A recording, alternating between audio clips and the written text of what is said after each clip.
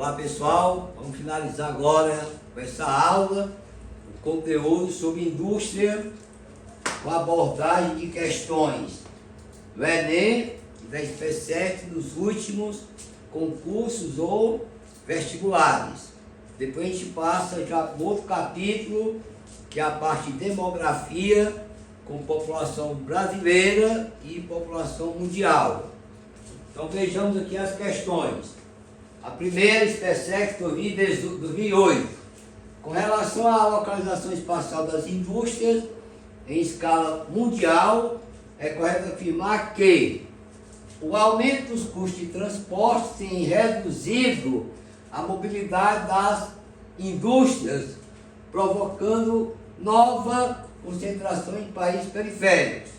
Na verdade, primeiro nós temos uma concentração maior de indústrias nos países chamados de países desenvolvidos. E a questão do custo de transporte vai depender de cada país também com a sua infraestrutura.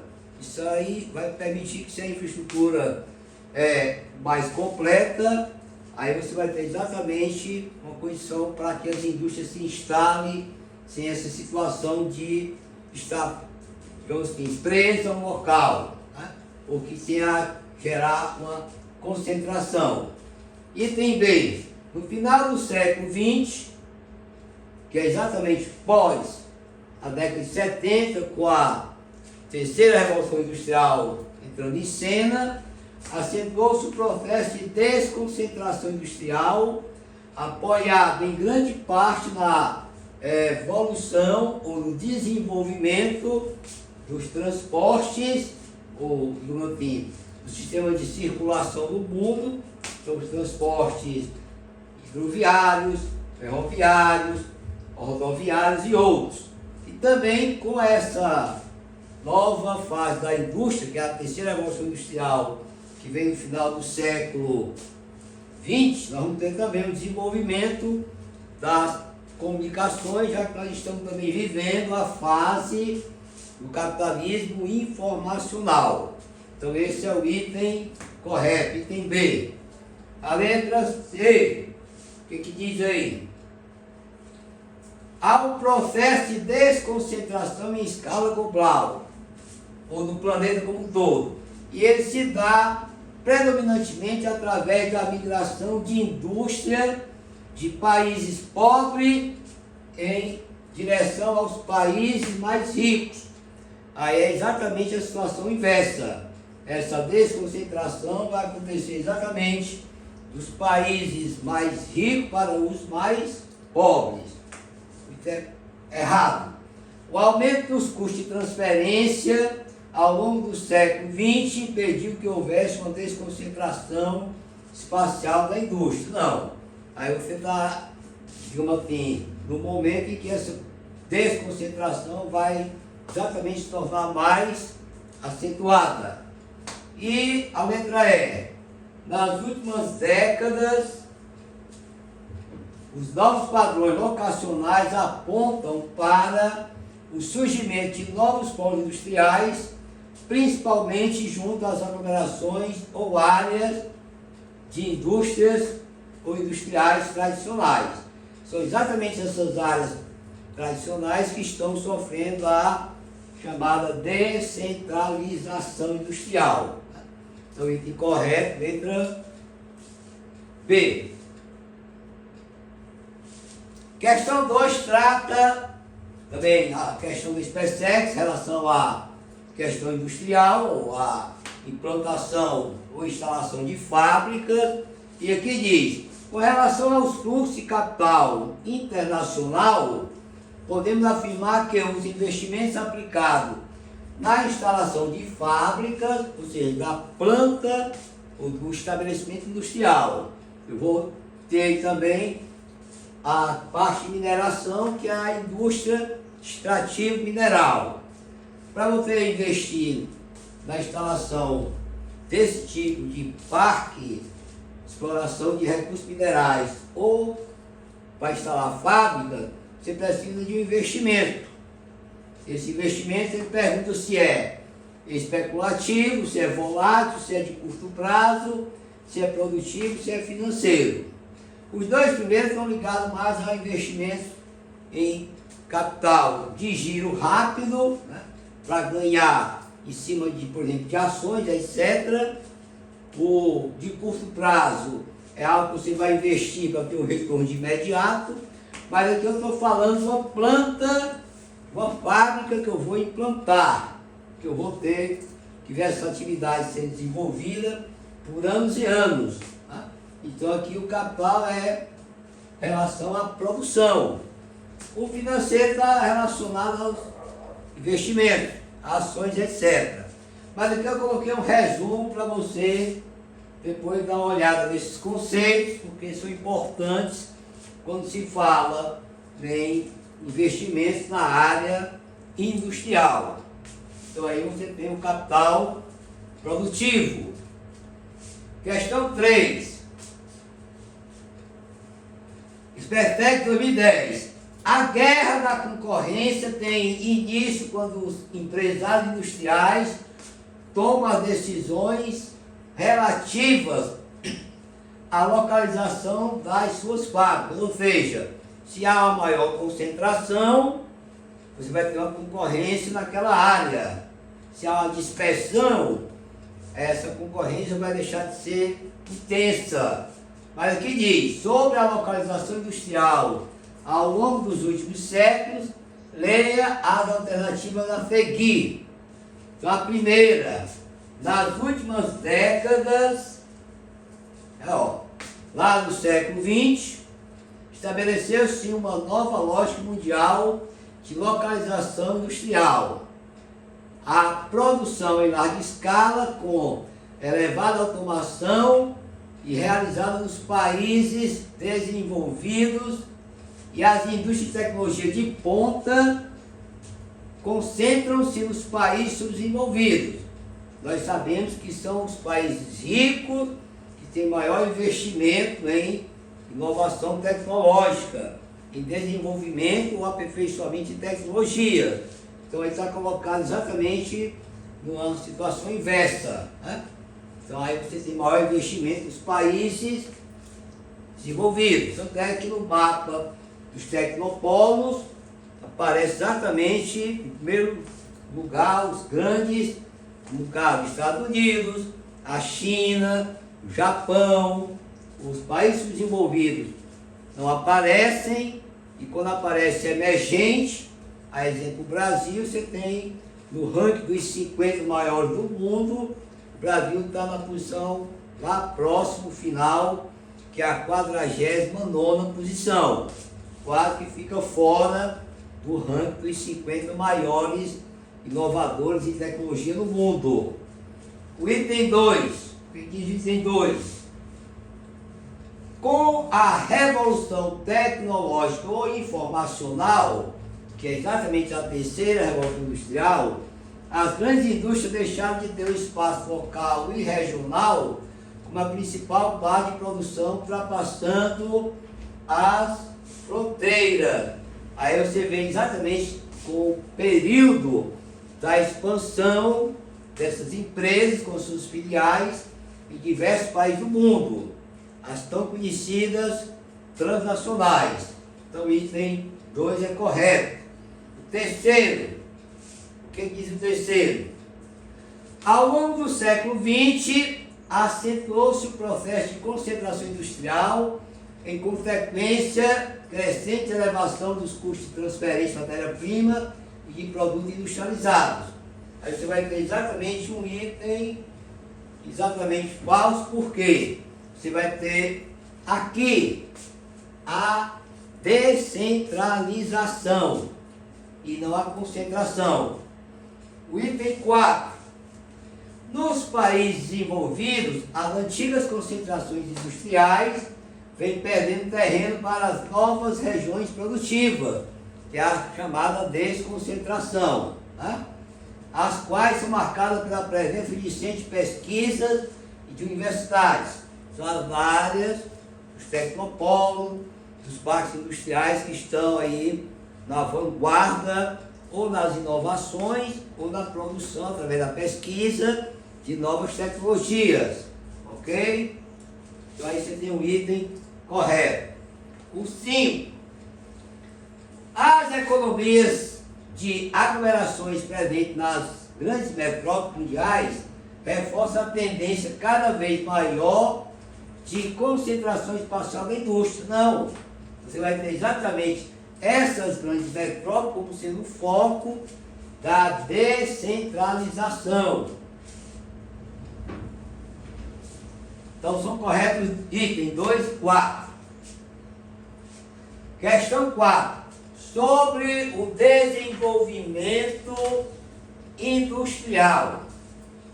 No caso dos Estados Unidos. Então a gente trabalhou aqui numa das nossas aulas sobre a industrialização da China, dos tigres asiáticos, do Japão, dos Estados Unidos, da Alemanha.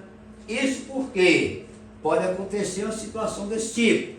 Aqui a SpaceX está colocando a questão particularizada com relação ao desenvolvimento industrial dos Estados Unidos. Aí o primeiro item diz o quê? O Sudeste iniciou o processo industrial do país impulsionado pelos importantes centros comerciais e bancários daquela região e pela mão de obra imigrante de origem europeia. Aí, tirando a questão do Sudeste, que é o Nordeste, se fosse a região Nordeste, o item seria correto, porque o Sudeste veio depois. Então, o primeiro item é falso. O segundo, com o fim da Guerra Civil, lá no século XIX, a Guerra da Separação, com o fim da Guerra Civil, o eixo industrial se deslocou do Sudeste para o Nordeste do país, impulsionando o crescimento de importantes centros urbanos, como o caso de Nova York. Novamente, o item está reforçando aí o Sudeste como sendo a questão, mas, no entanto, não foi isso que se deu com essa Guerra Civil, que era já no final do século XIX, começa exatamente a fase manufatureira e também depois macrofatureira dos Estados Unidos, que vai se deter, em princípio, na região Nordeste e região dos Grandes Lagos, que formou exatamente a partir daquela época o grande cinturão da manufatura dos Estados Unidos, e que hoje é a área de maior nível de descentralização. Então, assim como o item 1, o 2 também está falso. Terceiro, no Nordeste, na região dos Grandes Lagos, desenvolveram-se as indústrias de bens de produção baseadas no carvão e no minério de ferro, e nasceu a indústria automobilística. Tanto é que é nessa região que nós temos lá Detroit como a capital do automóvel. Essa região está próxima da região dos Apalaches, que são áreas também fornecedoras de matérias-primas para o Nordeste dos Estados Unidos. Então, o item 3 está correto, é verdadeiro. Item 4. Após a Segunda Guerra Mundial, o Sul e o Oeste do país passaram a receber crescentes investimentos industriais, também atraídos pelos campos petrolíferos no Golfo do México, que é no Sul, e a Califórnia. Então, nós vimos lá na aula dos Estados Unidos que depois da descentralização do Nordeste, nós vamos ter um significativo crescimento do Sul, por conta da produção de petróleo, a região do Texas, e lá no Oeste, por conta da bacia do Pacífico, por conta de do estabelecimento de indústria naquela área, buscando também aproveitar o potencial por conta da abertura do mercado com os blocos econômicos lá na região do Pacífico, nós vamos ter esse desenvolvimento lá na costa oeste. Então são itens corretos, o 3 e o 4. Questão 5. 17/2003. No passado, a fumaça das chaminés servia para distinguir os países desenvolvidos dos subdesenvolvidos. Ou seja, até os anos 50 do século passado, se usava muito a expressão de que os países industrializados eram países desenvolvidos. Agora, só que a realidade mudou.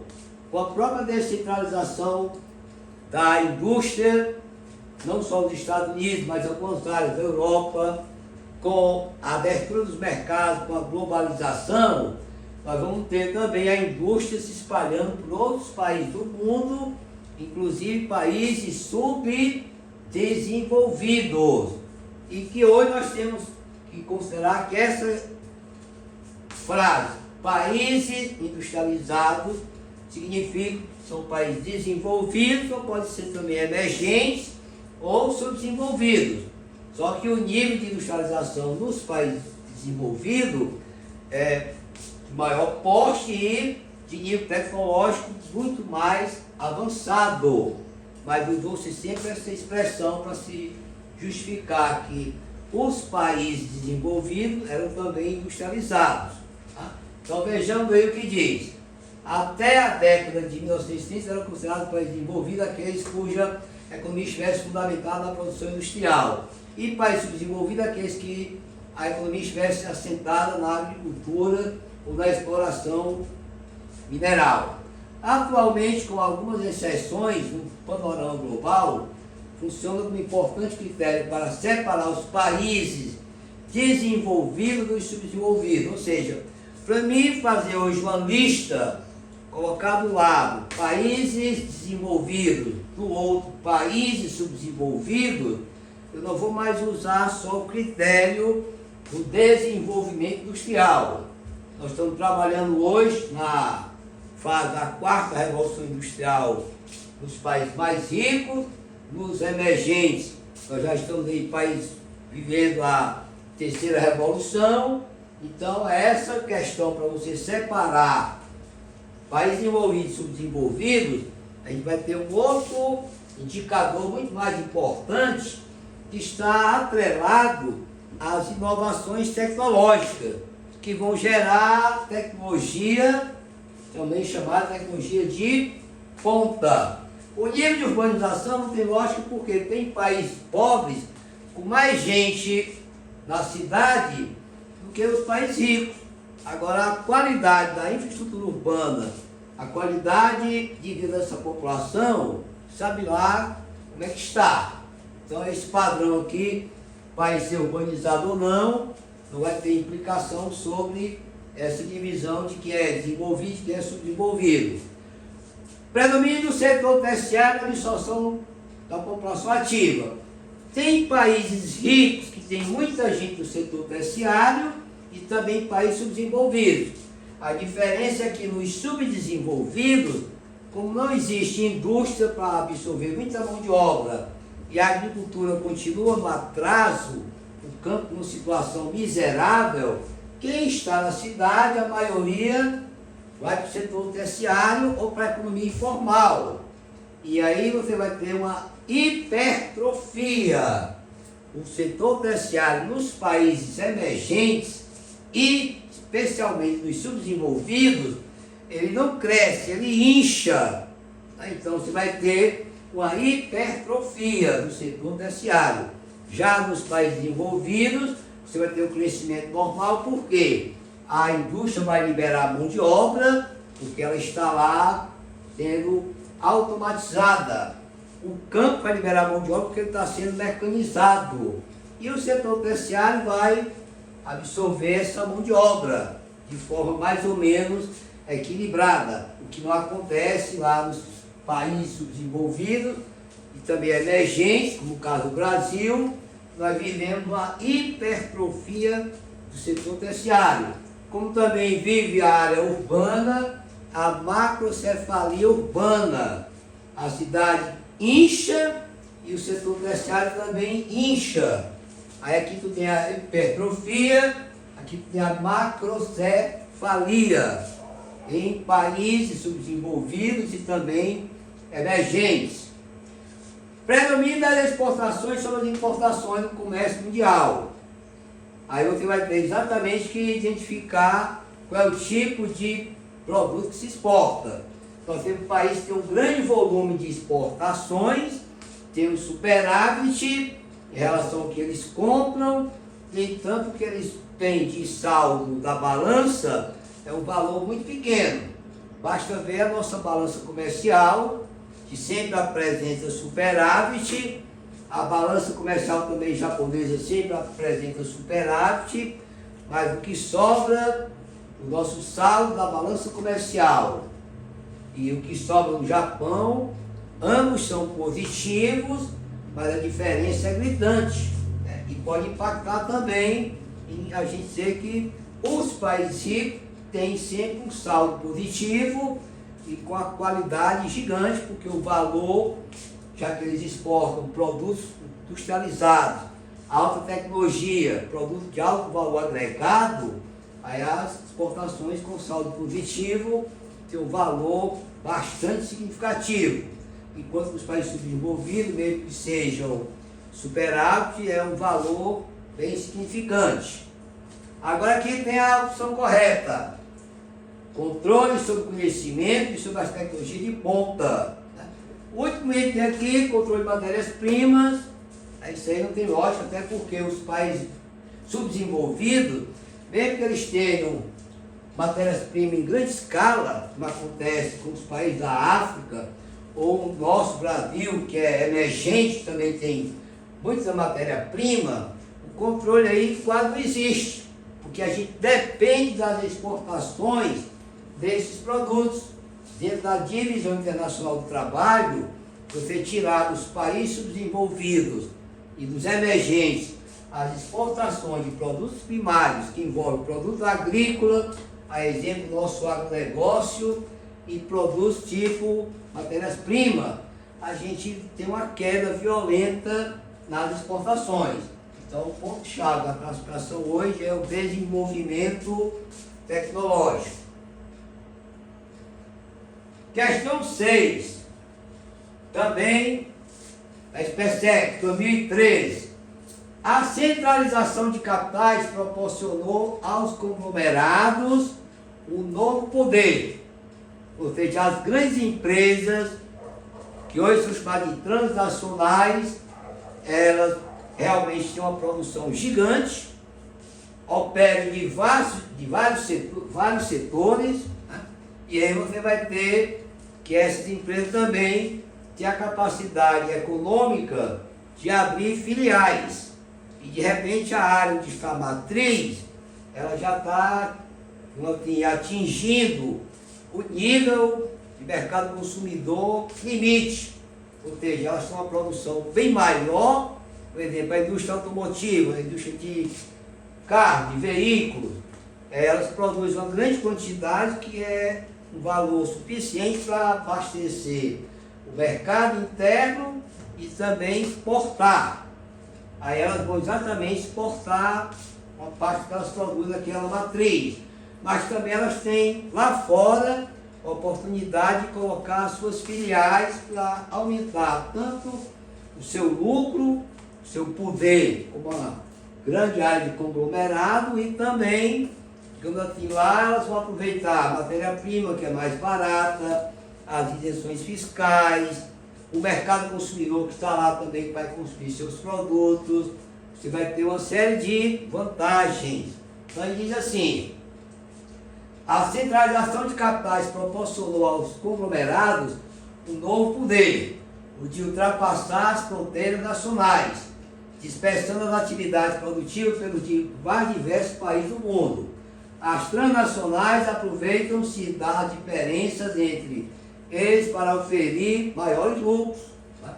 São as vantagens para essa empresa lá no país X, ela se instalar com seu filial e aumentar o seu capital, com também o aumento do lucro naquela área.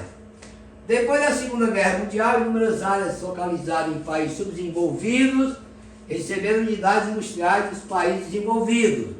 Aí também entra aquela época que a gente colocou aqui na sala de aula, a época em que muitas empresas, por conta dos rigores da legislação ambiental dos países ricos, foram transferidos para os países desenvolvidos, porque também a legislação ambiental ou não existia ou era muito flexível. Aí você vai ter a transferência também das chamadas indústrias de tecnologia suja, né, para esses países.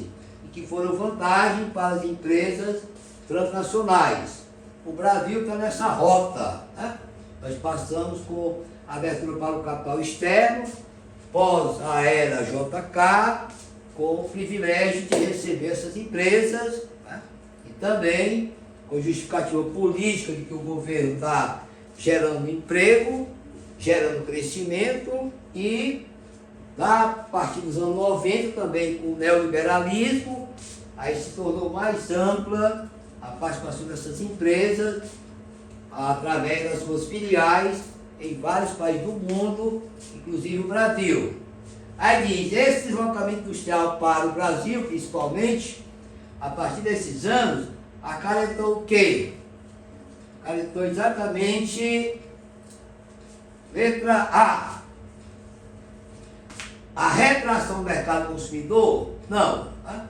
Pode ter acontecido que algumas empresas elas vão conquistar o mercado por trazer produtos que o Brasil não produzia, e as que concorriam com a nossa empresa, digamos assim, talvez possam abalar a estrutura dessa empresa nacional.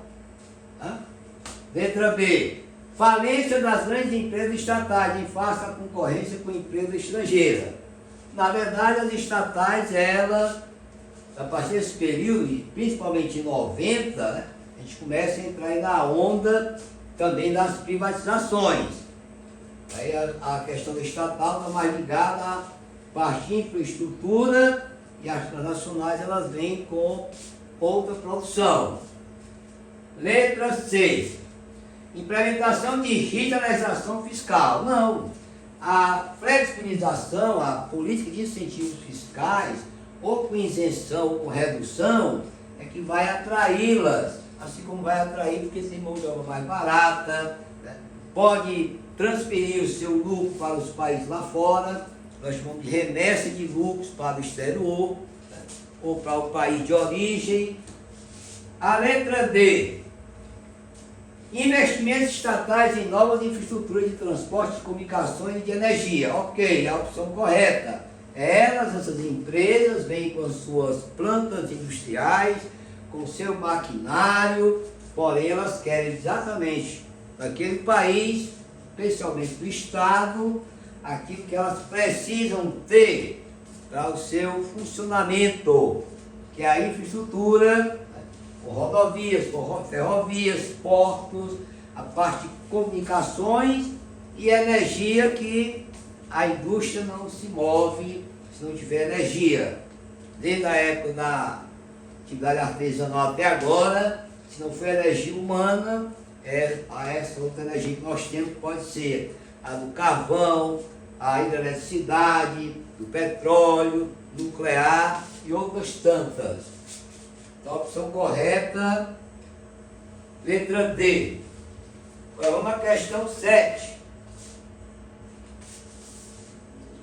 Mais uma da SpaceX. Agora vamos falar da China, né? 2016. A China tem se tornado uma das maiores potências mundiais. É considerada uma economia emergente, tanto que ela está no BRIC, tanto pelo peso de sua economia, quanto pela forte influência que exerce no cenário regional e global. A expansão da indústria tem sido um dos principais fatores do crescimento da economia deste país. Sobre a economia chinesa, pode-se afirmar que, primeiro item, a industrialização pesada ainda permanece sob o controle estatal chinês e concentra-se predominantemente nas províncias da Manchúria, no nordeste do país, a qual dispõe de várias reservas de carvão mineral e minério de ferro. Primeiro nós vimos na aula sobre a indústria chinesa que o governo chinês ele é acessível a algumas mudanças, digamos assim, dentro da sua economia. Na política ele tem um freio gigante sobre qualquer mudança. E quando se fala na indústria, tanto a indústria que está chegando na China, que é de capital externo, né, que veio a partir da abertura das zonas especiais de exportações, lá no governo de Deng Xiaoping. ela também, a China controla essas empresas. Você não pode investir na China como empresariado brasileiro, ou empresário brasileiro, e dizer que vai fazer lá o que você faz no Brasil. Não há possibilidade. O governo chinês ele tem uma política lá do toma lá da cá, e ele é rigoroso nesse aspecto. Então a China tem esse controle. Que dirá o controle estatal, que faz parte da própria estrutura da manutenção do sistema, que a economia hoje é capitalista e que politicamente é intitulado, rotulado de país socialista ou comunista. Então, o item 1 aí você pode considerar como sendo verdadeiro. A indústria de alta tecnologia expandiu-se rapidamente no país, o que o tornou um dos maiores exportadores do mundo de produtos ligados à tecnologia de informação. Entretanto, a China não controla a maior parte das tecnologias mais valiosas dos produtos que fabrica, pois tais componentes são fabricados no exterior. Então esse item também ele é verdadeiro, né? A China está exatamente permitindo que as empresas lá de fora se instalem lá, para aquela condição de uma aliança quanto à questão tecnológica. Não tem que manter em segredo. A China quer saber como é que é essa tecnologia. Ela quer inová-la. Então, há essa política nesse sentido. Então, o item 2 também é verdadeiro. O item 3. O dinamismo econômico da região litorânea da China vem se difundindo em direção ao cinturão agrícola do interior. Tal fato tem proporcionado maior equilíbrio do PIB per capita entre a China marítima e a China do interior. Na verdade, gente, o que é indústria na China, o que é zona especial de exportações, que estão lá as indústrias chinesas também de capital externo, não se mistura, não existe fusão ainda entre essa área e o interior. Tá? Então esse item aí ele é exatamente o que? Falso. O item 4. Atualmente, com o envelhecimento da população e com o desenvolvimento tecnológico do setor industrial, a mão de obra tem encarecido e é levado a indústrias a se transferir para o interior do país em busca de mão de obra mais barata.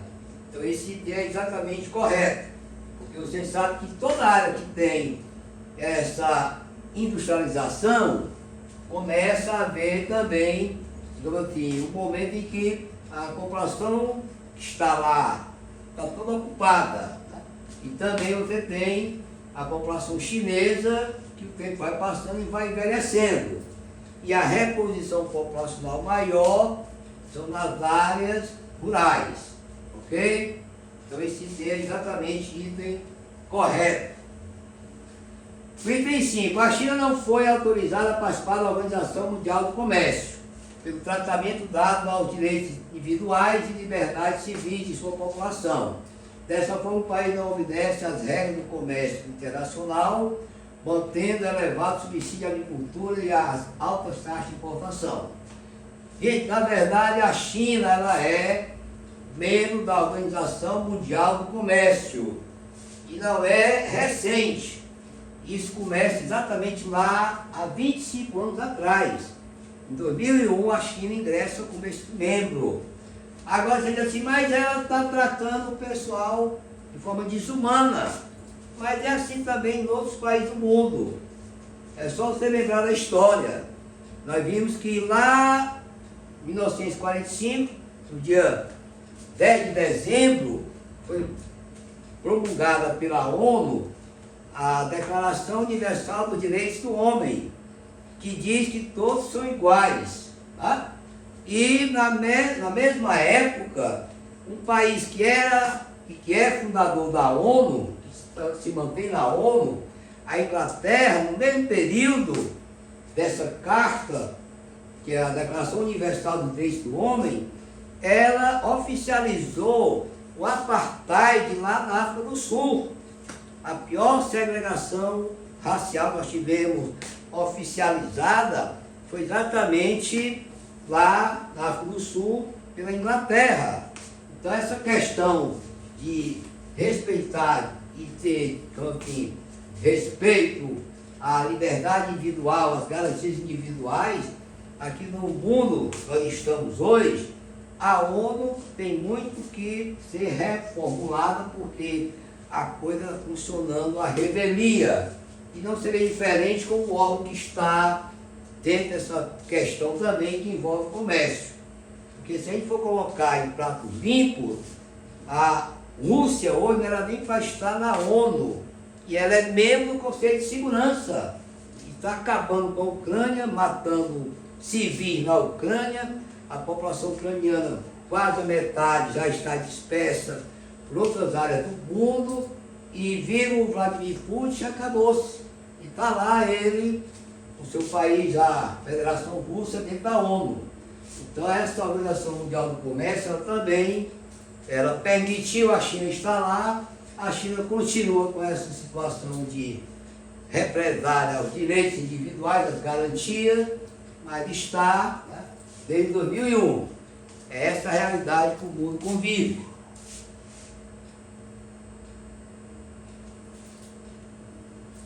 Então, a opção correta, letra B.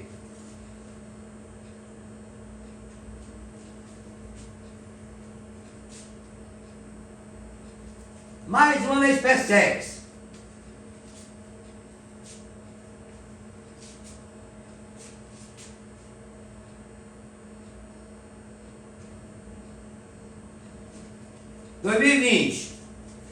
Questão 9.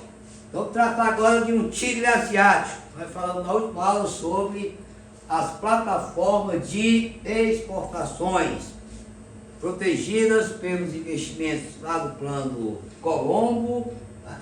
Para que não fossem seduzidas pelo socialismo ou chinês ou também russo, que ambos estavam afinados até um certo momento. Depois que houve o rompimento da China com a Rússia, mas você já foi lá na frente. Mas vamos lá. A Coreia do Sul faz parte de um grupo que são novos países industrializados, ou plataforma de exportações. Então vejamos aí. Sigla em inglês que representa os países de industrialização recente. Podemos destacar como fundamentais para o processo de industrialização desses países os seguintes fatores.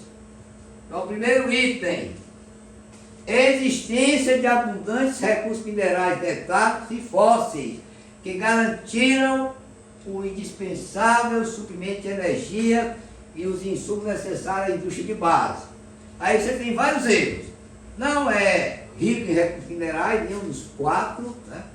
Não é um país que investiu em indústria de base, e a indústria que foi para os países asiáticos são indústrias que eram voltadas para as exportações, onde a população ela trabalhou exatamente, foi preparada a mão de obra e passaram a produzir equipamentos que parte também de seus componentes eram, enfim, oriundos de outras áreas.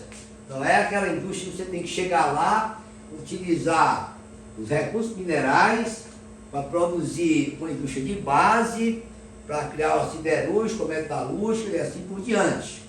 Então o foco foi produção destinada às exportações e essas condições não existiam lá na época.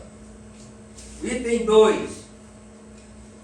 Maciço investimento na educação e na melhoria da infraestrutura de transporte e de energia. Ok.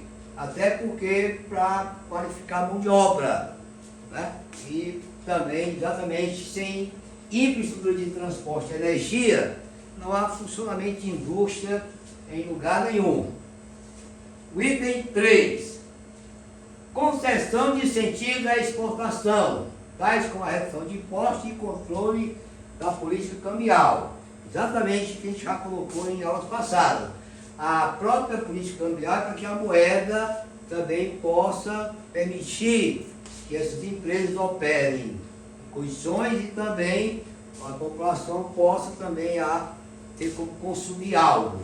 E aqui já tem a questão dos incentivos fiscais por conta da condição de ser de plataforma de exportações.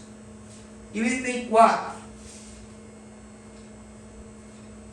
Grandes estímulos ao consumo interno, via expansão de crédito subsidiado às famílias, com o objetivo de expandir o mercado doméstico. A finalidade primeiro era as exportações. Isso aí veio depois por consequência, né? E também não tanto ao ponto de fazer com que você tenha essa expansão do mercado doméstico de imediato. Então, item 2 e 3 são os corretos. Agora vamos rapidinho ver aqui algumas questões do Enem, bem mais elementares. Questão 10, 2016. No início de maio de 2014, a instalação da plataforma petrolífera de perfuração 981 nas águas contestadas do mar da China Meridional suscitou especulações sobre as motivações chinesas. Na avaliação de diversos observadores ocidentais, Pequim pretendeu com esse gesto mostrar que pode impor seu controle e dissuadir outros países de seguir com suas reivindicações de direito de exploração dessas águas, como é o caso do Vietnã e das Filipinas. Esse, no caso aí, já estão lá nos novos tigres asiáticos. Aí vem a pergunta aí. A ação da China em relação à situação descrita no texto evidencia um conflito que tem como foco. Então a China está dizendo assim, isso eu vou executar por conta dos direitos tais. Tá? Aí você vai ter o quê? A ação da China em relação à situação descrita no texto evidencia o quê? Distribuição das zonas econômicas especiais? Não, porque você está tratando de uma situação que já foi criada lá em 1978. Aqui é o impasse da instalação de uma plataforma lá em áreas marítimas. Monopólio das inovações tecnológicas extrativas. Também não tem relação nenhuma. Essa questão do monopólio, até porque os países que estão investindo na China, eles vão trazer inovações tecnológicas e a conciliação entre os países, essa tecnologia ser transferida de um país para o outro. Dinamização da atividade comercial. Nenhuma relação. Agora, como se trata de uma área que a China está instalando essa plataforma, aí você vai ter que tratar uma questão que vai falar de soberania nacional ou soberania territorial. É um assunto também que se fala muito hoje no Brasil, né? Questão da defesa da soberania. Até que ponto estão fazendo, né? Assim, no que diz a lei fundamental hoje, assim, o governo tem direito a usar essa expressão, né? Para a gente falar de soberania, você tem que saber como é que anda o poder do Estado, como é que ele está atuando, né? Em relação também não só ao território, mas à nação. Né? O território é soberano, mas o Estado tem 3 elementos. Ele tem população, território e governo. Talvez você fale muito de soberania e, no entanto, quem está sendo anti-soberano, ou entre a soberania, contra a soberania, é o que está com o discurso na ponta da língua e um discurso de forma mentirosa. Então, a letra D. Agora vamos para a questão 11, também do Enem. 2015. O carro esportivo financiado pelo Japão, projetado na Itália e montado em Indiana, no México e França, usando os mais avançados componentes eletrônicos que foram investidos ou inventados em Nova Jersey e fabricados na Coreia.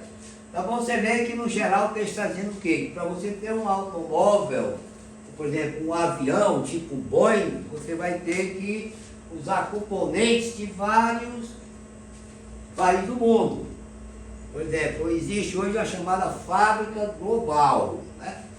A Boeing, que fabrica essas grandes aeronaves, ela forma hoje uma fábrica global, porque ela sozinha não fabrica o avião por completo.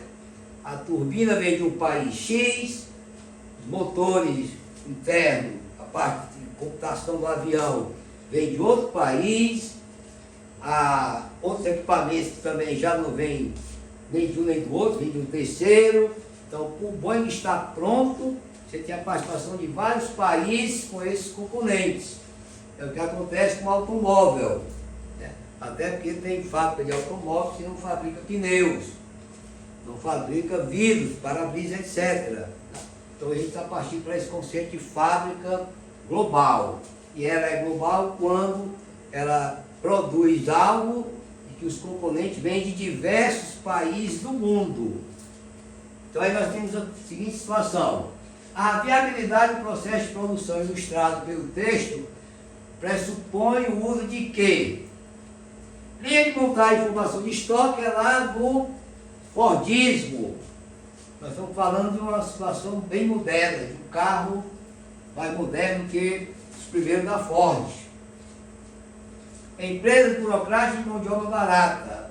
Nessa área de produção desses equipamentos, você tem uma mão de obra de um custo bem elevado. Controle estatal e infraestrutura, aí você não tem, porque essa questão do controle do Estado vai financiar a infraestrutura, mas a empresa privada aí não vai estar sob a influência ou a dominação do Estado. Agora, o que diz aí o item D? Organização em rede de tecnologia de informação. Tá? Exatamente os componentes vão fazer parte desse bem que tem todo esse processo também de avanço tecnológico. E a questão do protecionismo aí não se encaixa nesse mundo de hoje chamado neoliberal, quando a fábrica tem o produto final, ela precisa, né, estar integrada essa linha ou essa cadeia de produção e buscar componentes em diversos países do mundo. A letra D. E para finalizar, a última questão também do Enem, a mais recente, 2024, em discurso pronunciado a 7 de maio de 1943, Getúlio Vargas, né, já no meio da Segunda Guerra, a nova usina siderúrgica de Volta Redonda como símbolo da emancipação do Brasil. Aí você tem exatamente a CSN, Companhia Siderúrgica Nacional, criada por Getúlio Vargas no seu primeiro governo, e aí você tem a preparação para a Revolução Industrial Brasileira, a instalação da indústria de base. Então, aí diz assim, no contexto histórico da época, o otimismo do pronunciamento presidencial citado no texto justifica-se pela a opção correta, qual é? Realocação nacional do eixo econômico? Não, até porque a gente ficou lá no eixo econômico Rio-São Paulo por toda essa época, chegando até o dia de hoje, ainda com a hegemonia dessa área. Neutralidade ideológica na política externa, aí a gente não tem como garantir, porque lá fora e aqui dentro a gente tinha simpatizantes das mesmas ideologias. Capacidade produtiva de bens de consumo, lá para siderúrgica, para de base, não é esse caminho. A bens de consumo estão lá na classificação que são os intermediários. Independência do abril das grandes potências, ok. Também a importância econômica da indústria pesada, porque essa independência aqui, já nos países ricos, ela já existia. No Brasil, a gente vai conquistar essa independência lá no início já do ano 2015, 2020, que em alguns trechos, ou alguns setores da indústria, a gente já tem essa independência, mas para a época de Getúlio Vargas, a siderúrgica faz parte da indústria pesada. Então ele coloca exatamente a pedra fundamental para a nossa Revolução Industrial. Que depois dessa independência fabril vai acontecer em alguns setores, também já aconteceu em grande escala nas grandes potências. Então a opção correta é a letra E. Bem, então pessoal, depois a gente continua já nas próximas aulas com o assunto referente a população mundial. Então a gente tentou essas aulas de indústria, pelos livros que são adotados na bibliografia lá da SpaceX, e também que contempla o assunto do Enem, focar em todos os conteúdos referentes à indústria do Brasil e do mundo. Daí o porquê de várias aulas desse conteúdo, para a gente, digamos assim, deixá-los aptos a trabalhar qualquer questão que venha no futuro. Então, até a próxima aula.